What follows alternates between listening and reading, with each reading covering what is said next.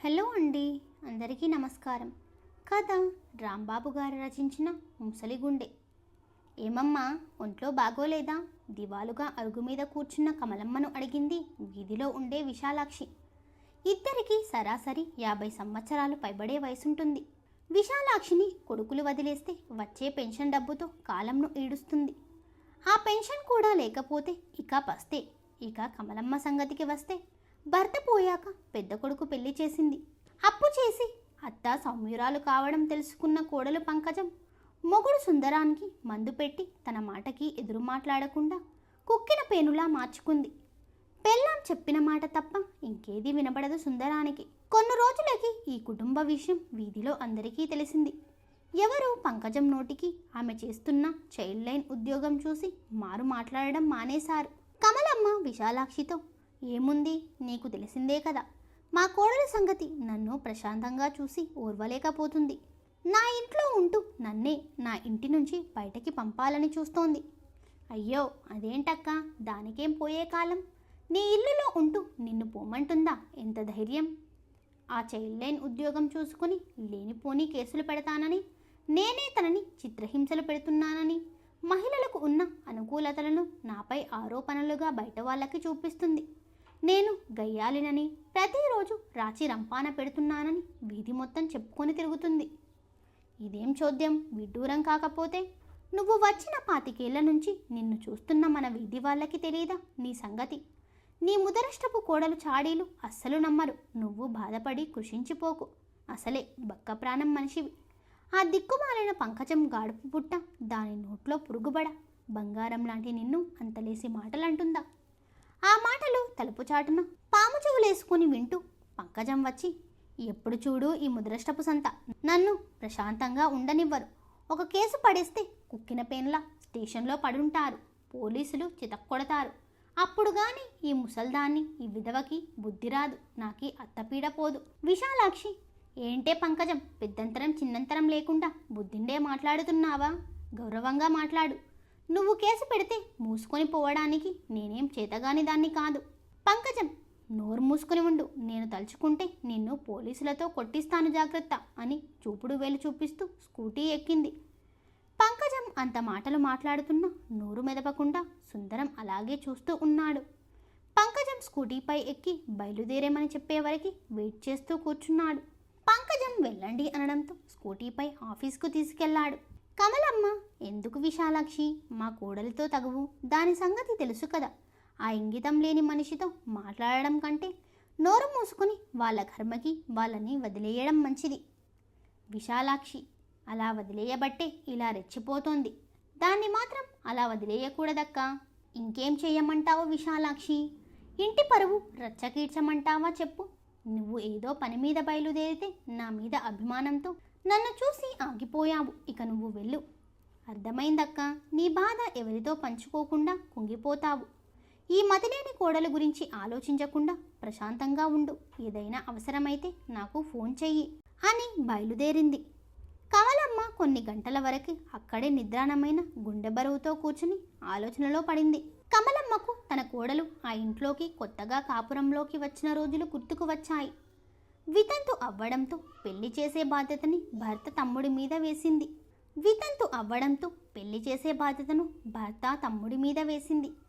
ఉద్యోగం చేసే పిల్ల అని చెప్పి పెళ్లి చూపులు ఏర్పాటు చేశాడు.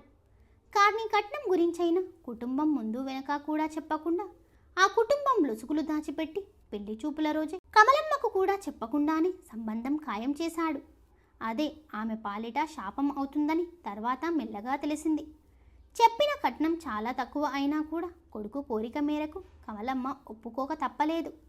అప్పటికే ఎంతో కొంత నడిచే ఆమె కుటుంబంకు పెళ్లి చేసుకోబోయే పిల్ల ఉద్యోగం ఆసరా అని నచ్చజెప్పాడు.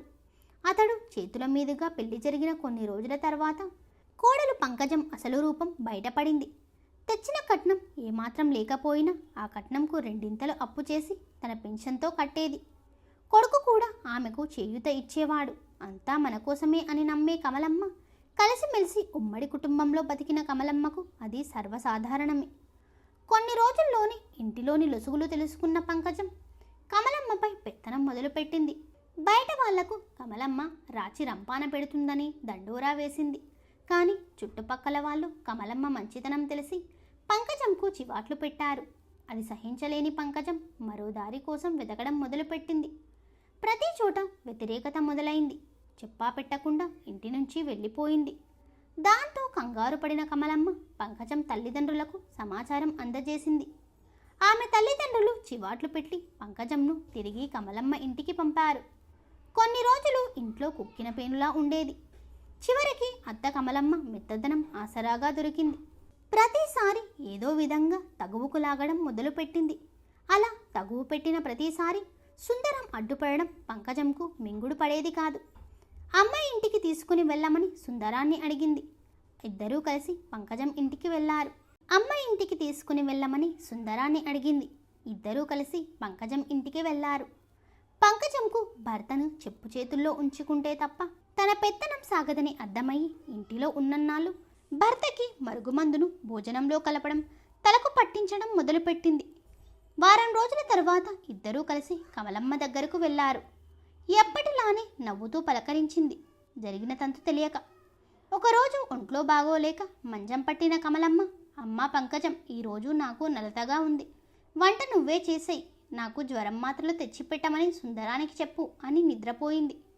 అలా నిద్రపోయిన కమలమ్మకు సాయంత్రంకు మెలకువ వచ్చింది. లేచి చూస్తే వంటగదిలో ఎక్కడ పాత్రలు అక్కడే ఉన్నాయి. పాలు కాచుకుని తాగుదామని చూసింది కానీ ఆ రోజు ఏం తినకపోవడంతో నీరసంతో తూలిపడిపోయింది. దాంతో గదిలో గిన్నెలన్నీ పడ్డాయి. పెద్ద శబ్దం రావడంతో కమలమ్మ ఇంటి పక్కనున్న ఉమా పరుగున వచ్చి కమలమ్మను లేపి మంచంపై పడుకోబెట్టి పాలు కాచి ఇచ్చి తాగించింది.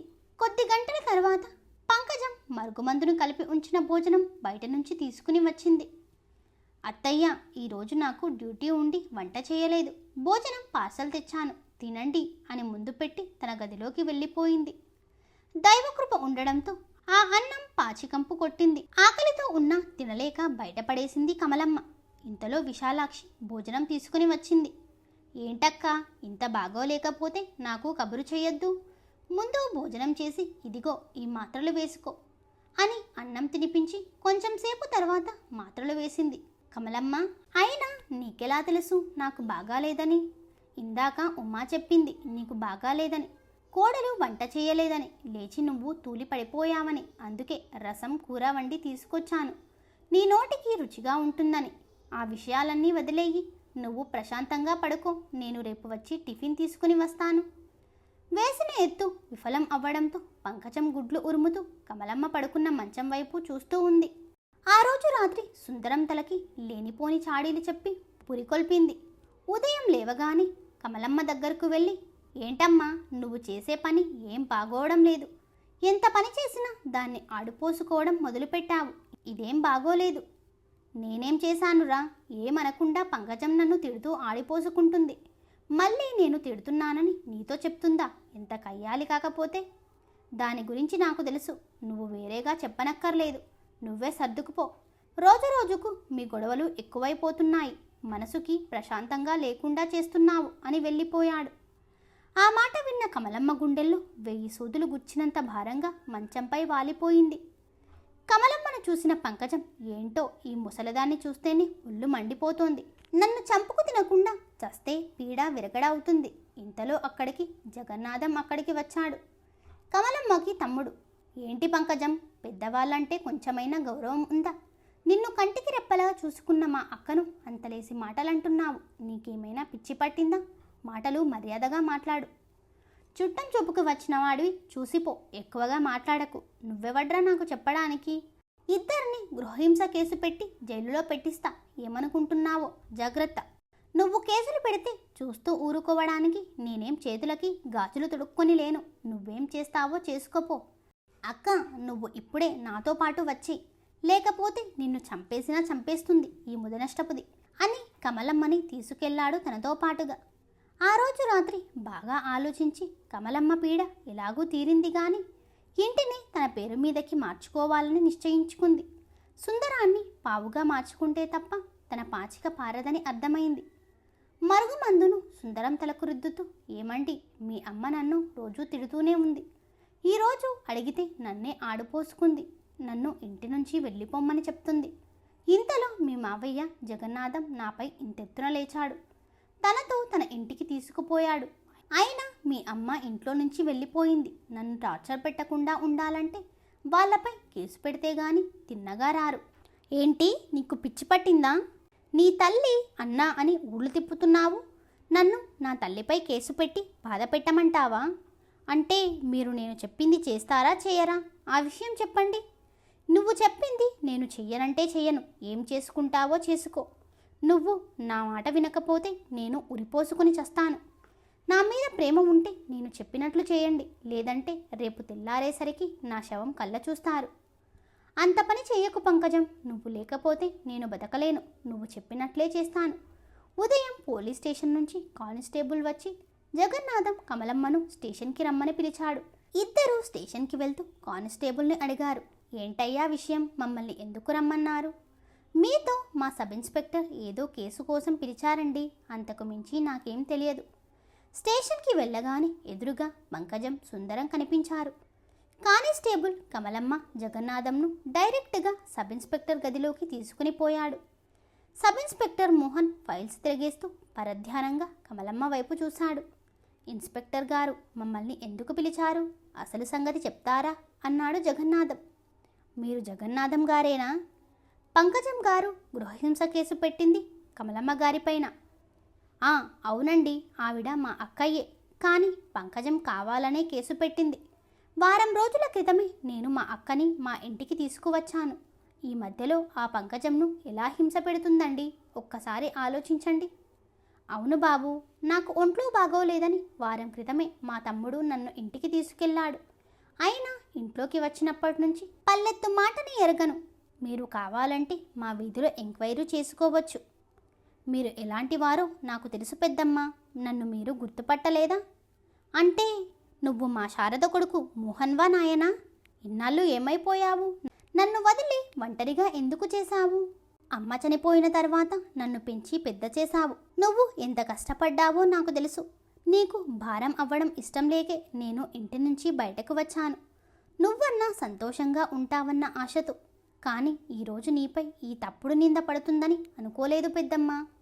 ఏం చేస్తాం బాబు, పెంచిన ప్రేమ నాకు ఇలా ద్వేషం, అసూయ, ఆహ్వానం పలుకుతుందని ఊహించలేదు. ప్రేమను పంచిన నాకు ఇలా ద్వేషం, అసూయ, ఆహ్వానం పలుకుతుందని ఊహించలేదు. నువ్వేం బాధపడకు పెద్దమ్మా, అంతా నేను చూసుకుంటా. మీరు వెళ్ళి బయట కూర్చోండి. పంకజం సుందరాన్ని లోపలికి పిలిపించాడు. ఇంతలో ఆ వీధిలో ఉన్న విశాలాక్షిని అక్కడికి పిలిపించాడు.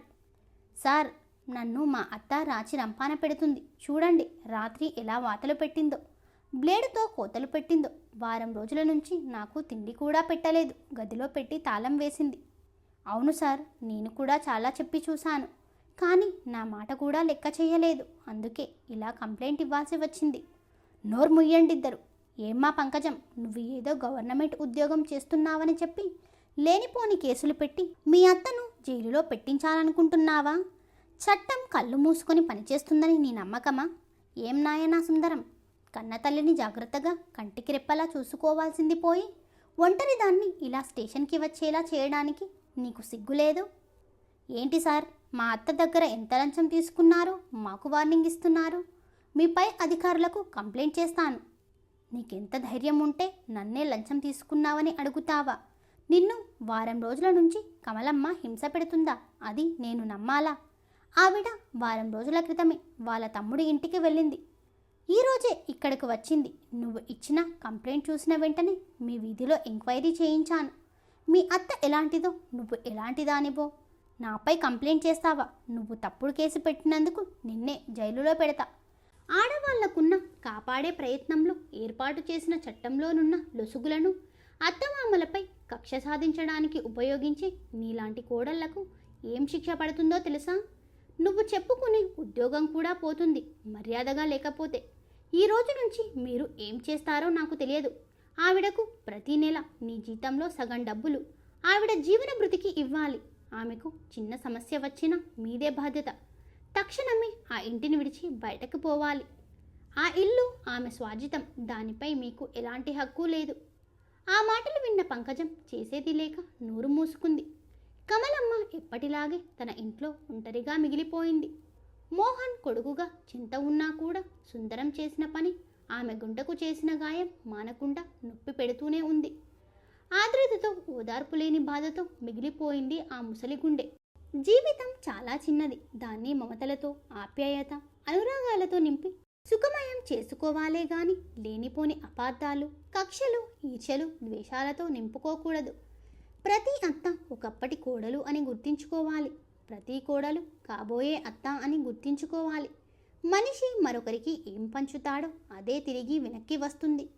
ప్రేమను పంచితే ప్రేమ, ద్వేషాన్ని పంచితే ద్వేషం.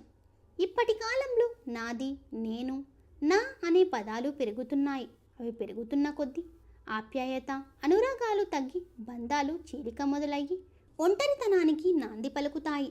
మనం అని మనిషి ఆలోచిస్తాడో అప్పుడే ఆనందం వెల్లువిరుస్తుంది. ఈ సత్యాన్ని గ్రహించలేకనే ఎన్నో జీవితాలు ఒంటరి బతుకే ఆనందమని భ్రమలోనూ తోడులేని ఊహల ప్రపంచంలో కొట్టుమిట్టాడుతున్నాయి. ఈ కథ ఎలా ఉందో కమెంట్ బాక్స్లో కమెంట్ చేయండి friends. Thank you for watching.